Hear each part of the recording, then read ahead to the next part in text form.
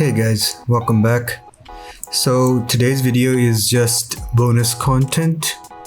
I'm pretty much sure that we already covered retopology, but I'm gonna show you how you can transfer normal maps so you have the most amount of information preserved for whatever it was that you were trying to do. Like you can see some artifacts happening here, but those could have been fixed when I was inside Marvel's Designer. Just something that you should take care of, but as you can see, there are details here that are not present inside of the low poly mesh. So what you can do is you can transfer the data on this onto this, and you still have only these many vertices and edges, which is really good if you're aiming for something like a mobile game device and you wanted that detail and everything preserved. So let's get into this video. So the first thing that I need you guys to understand is that your UVs, I'm gonna go into modeling tab here and into the UV editor. The low poly needs to have unwraps that are proper, as you can see in here. For those of you that followed along with this tutorial, this part may be sitting somewhere over here. Just have to drag it down and scale it to this as much as possible. Try to match it. It does not matter if the high poly has any UVs on it, because we are transferring the information on here to here, so that's why we need UVs on the low poly. So first thing we need to do is make sure that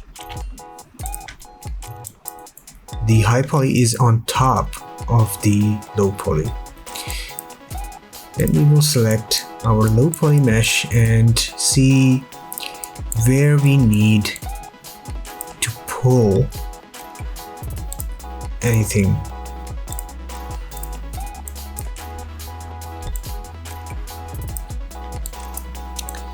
We're doing this because it'll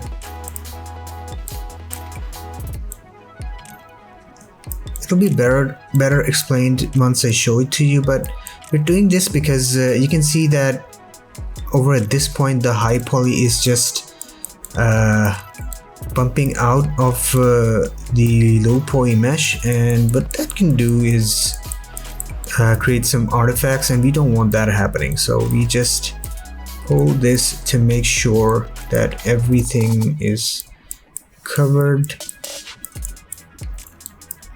as much as it can possibly be.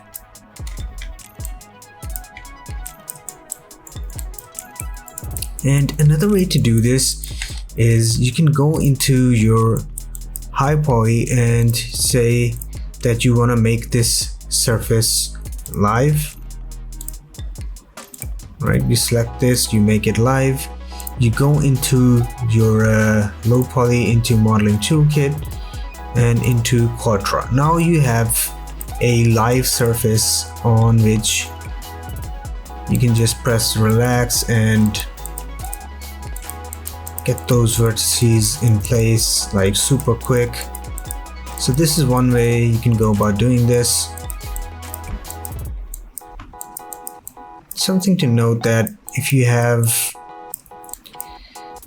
more topology, you would be able to put another line over here, but anyways, I'm gonna turn this off now. So the next thing we will do is transfer the maps. It's going to delete history on this. Okay, so inside of rendering, we will go into lighting and shading and transfer maps. First thing we will do is select the target mesh, and then we will select the source mesh. So in the target mesh, we will click on the low poly mesh over here in our outliner, and press add selected. Then in the source meshes, we'll go and select high and do this. I'm going to switch this from mesh display to envelope. You can see where it's enveloping and where it's not. So there are points that are still outside of what the envelope should look like. I mean, you can increase this envelope radius to cover that as well, but since we can see that no other point is jutting out, it's pretty much good practice if you go back into our mesh and just pull this part out. Do that really quick, going into this, then into you can either go into sculpt mode or you could just do soft selection, whichever you are comfortable with.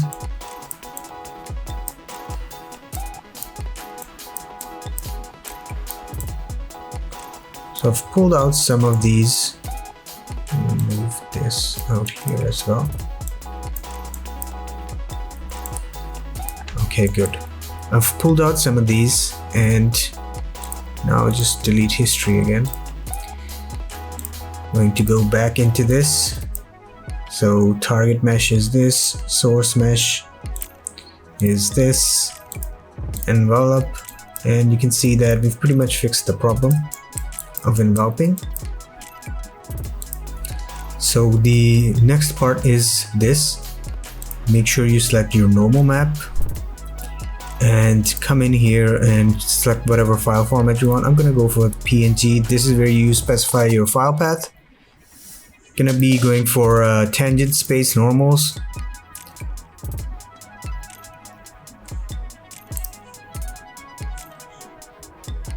Remove this. Don't need two of them. If there were two of them, you can remove one. So this is where the map output is gonna come out. I'm going for a 2K texture resolution, and the sampling quality is something I'm gonna set to medium. You can go for higher if you want. Just be sure that it's gonna take it longer to bake everything, so we're gonna hit bake and close, and this is gonna cause it to load. So I'm gonna come back when it's loaded. You can see that the load bar is working down over there. Okay, so we're back and you can see that it has finished baking, but right now if you move the high poly to the side, you'll see that nothing changed. That's because we're not in texture shaded mode. If you press this little icon over here that says textured, it will now show you that the transfer of normal maps has been done. It even copied the artifacts. So, and the lines that were over here as well, which we created in Marvelous Designer. Another shortcut for that is 5 is for shaded mode and 6 is for textured mode. So this is how you can go on and bake the normal map. Now, depending on how much work you need done or how much detail you need, you might want to do the same practice inside of Substance Painter, and I can show you how to do that as well. All you have to do is, let's just place this back. All you have to do is export the low poly and then bake the high poly mesh on top of that. Hold on, I'll show you how it's done. So selecting low poly over here, going into export selection. So we just export only the low poly first. After that's done, you do the same process for the high one. Export selection. I'm doing it this way, so this window should pop up for you. Export. Good. Now you have a low and high poly file that is in FBX mode. And now we open up Substance Painter. Okay, so we are inside Substance Painter and I am just going to drag and drop my low poly file. and this will give me this pop-up window where I'm going to say I want 2K texture resolution. You can change that to 4K in this version. Maybe newer versions have something up to 8K. Mine does not. So nothing else I'm gonna touch. I'm gonna press OK. And now we have this mesh. Cool. So what we need to do next is bake. And for that purpose, we're gonna go into texture settings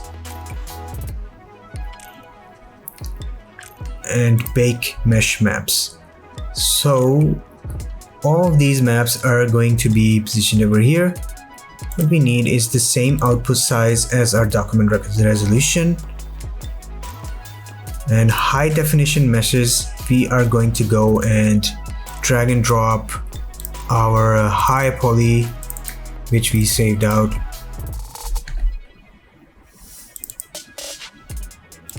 Over here, it's this high. Okay, cool. You can adjust the max frontal and max rear distance from over here, but since we already adjusted a lot of that inside of Autodesk Maya, we shouldn't have this problem over here. You can also select which map you need and which map you do not need. For the sake of this one, I'm just gonna leave all of these to default. Then you have something like anti-aliasing, which if I do subsampling over here, it's gonna take longer for it to bake. So I'm just gonna hit bake. And you can see that it went through everything one by one, and it's giving you the same detail that you had in Autodesk Maya. Now you just have a lot more maps to work with. So for example, if you wanted to make some really cool fabric, now you could go about and do that. Like, let's say